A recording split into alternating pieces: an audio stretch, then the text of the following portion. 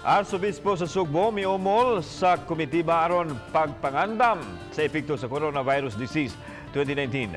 Karong hapon nagtigom ang kaparian nga gitudlo sa Arsobispo uban ang sektor sa mga negosyante. Si Nico Sereno sa exclusive report.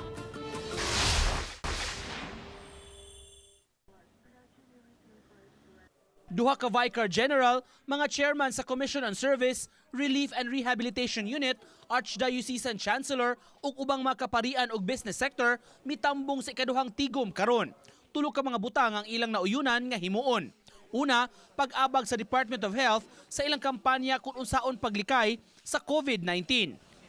Ikaduha, ang pagpasiugda ug food relief program alang sa mga nanginahanglan. Samtang ang ikatulo, ang pagpangita nila og auxiliary quarantine area kung mahitabo umang magkuwang ang mga quarantine area nga giandam sa Department of Health. Then we can actually help more people kay karon di pa maguta kay bag unsa ka dakon ang problema nga atong giatubang, so nangandam na sa tag initial nga provisions, no. Sa pagkakaron, doon na namisaad nga mga negosyante nga moabag unya sa food relief operation sa simbahan.